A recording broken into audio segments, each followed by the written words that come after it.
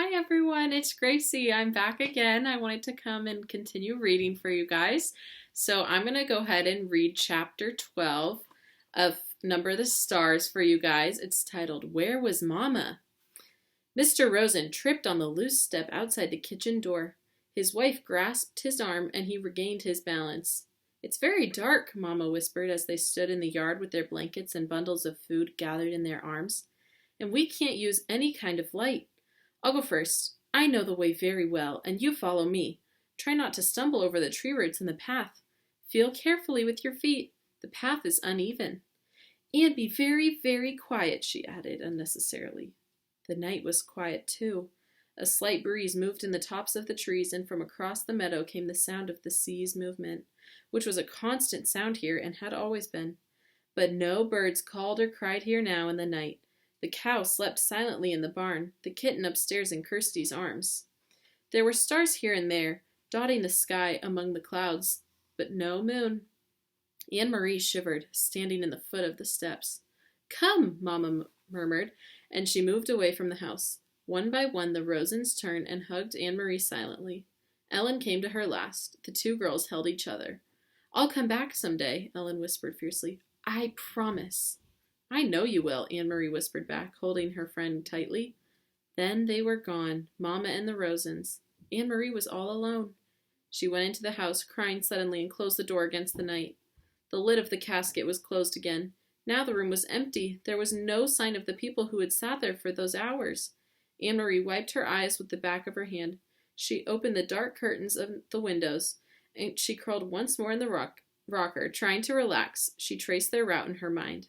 She knew the old path, too, not as well as her mother, who had followed it almost every day of her childhood with her dog scampering behind.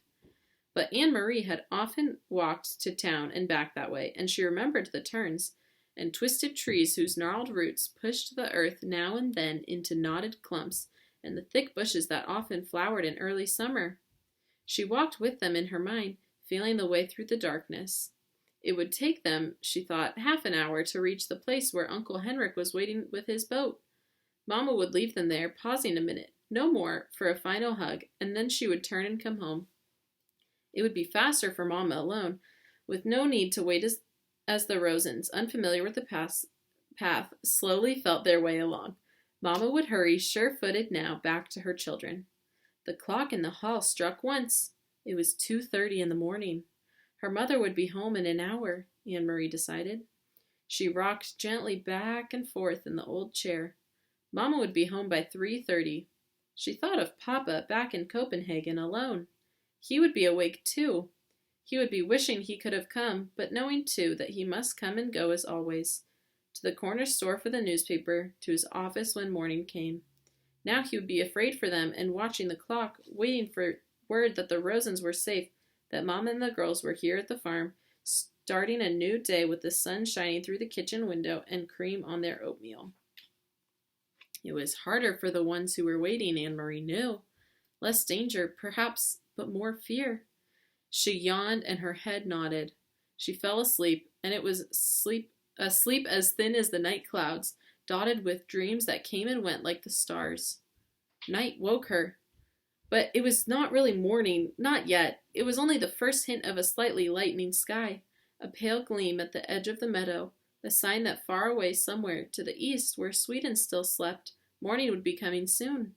Dawn would creep across the Swedish farmland and coast. Then it would wash little Denmark with light and move across the North Sea to wake Norway. Anne-Marie blinked in confusion, sitting up, remembering after a moment where she was and why. But it was not right. The pale light at the horizon. It should be dark still. It should still be night. She stood stiffly, stretching her legs, and went to the hall to look at the old clock.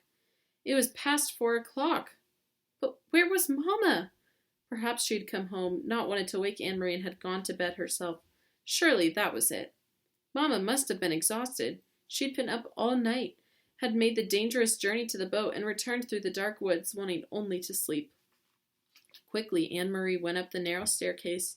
The door to the bedroom where she had slept with Ellen was open. The 2 small beds were neatly made, covered with the old quilts, and empty.